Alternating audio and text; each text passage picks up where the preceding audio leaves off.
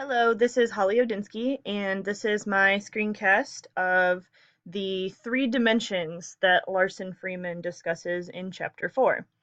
So I chose to do my three-dimension analysis on reflexive pronouns. So kind of jumping right in, here is my visual, my pie chart that shows form, meaning, and use. And I'm just going to go ahead and jump right in and start with form. So for reflexive pronouns, they are pretty easily distinguished because they always have the noun self or selves suffixed to the end of the dependent genitive. So for example, I washed myself. We helped ourselves. You helped yourself. So they are always distinguished by the suffix.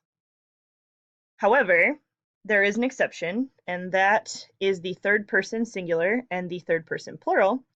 They instead use the accusative plain form pronouns as their base instead of dependent genitives. So, for example, we use himself versus his self. So his would be the genitive, but we use the accusative plain form instead, which is him. So himself versus his self, and we also use themselves versus their self. So that is the form of all of our reflexive pronouns there. However, there is also a form for inanimate objects. So you can use the form itself. So you still attach the suffix self, however, this time you attach it to the pronoun it instead. So, for example, you could say the art sells itself. Um, art is an inanimate object, but you can still say itself to refer to the art. The thing about reflexive pronouns is that they have to be co-referential. That is, the subject and the reflexive pronouns are co-referential. That means that the pronoun and the subject noun refer back to each other. So that means they must agree in person, number, and gender.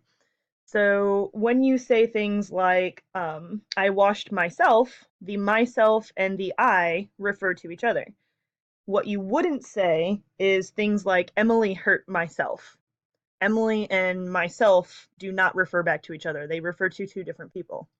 Or you wouldn't say, Rob showered herself. That doesn't agree in gender. Rob, we know, is a male, and if I say herself, we are referring to a female. So whenever you use a reflexive pronoun, it has to refer back to the same pronoun or the same person, and it must agree in gender, number, and person. Um, Often seen with reflexive pronouns is the word by. It's not obligatory in all sentences, but it sometimes is. So usually if you see the word by, it comes before the reflexive pronoun. So for example, when you say the sentence, you stood by yourself, you see the by comes before the yourself. And in sentences like that, the by is necessary. For example, you wouldn't say you stood yourself. That would be um, ungrammatical. So you would say you stood by yourself. So you will often see a by before reflexive pronouns, but not always. Lastly, a reflexive pronoun can also be the direct object in a transitive clause when you have certain verbs such as behave. For example, you can say that the children behaved themselves, and here themselves functions as a direct object because you can't say the children behaved their friends. The friends does not work as a direct object here, but themselves does. So that would be the form of all reflexive pronouns, or what you will see most of the time when it comes to reflexive pronouns. As far as meaning, the meaning of a reflexive pronoun is that it refers to the subject of the clause. And even if there's more than one clause in a particular sentence, it refers to the subject of that same clause. So this means that whatever action is being done in the verb phrase is being done by the subject to or for the same subject. So when you say, I washed myself, the washing is being done by the subject I, and then myself, which is the same subject, is receiving the action. So I washed myself. These reflexive pronouns are used in place of doing a verb phrase to another subject. For example, if I say I washed my dishes, that would not be reflexive anymore because that action is not being done to myself. So the reflexive pronouns show basically ownership of the action, but also where the action is being received, which should be the same person. As far as use, we use reflexive pronouns often to add emphasis, that is one example, or indicate exclusivity. So, for example, if I say the boy finished all the cupcakes, I'm probably assuming that the boy ate all the cupcakes. However, if I say the boy finished all the cupcakes by himself, then I am just adding emphasis that he alone is the one that ate all the cupcakes, as opposed to maybe somebody helping him.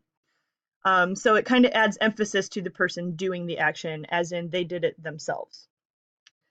A second use for reflexive pronouns is being redundant to add emphasis to a preceding noun to mark contrast.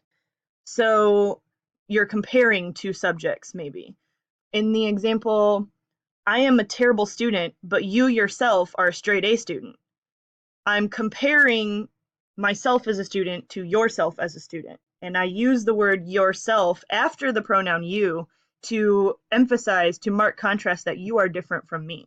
I'm a terrible student, but you yourself are a straight A student. So we do that sometimes. We use a reflexive pronoun after a regular pronoun to add emphasis to mark contrast.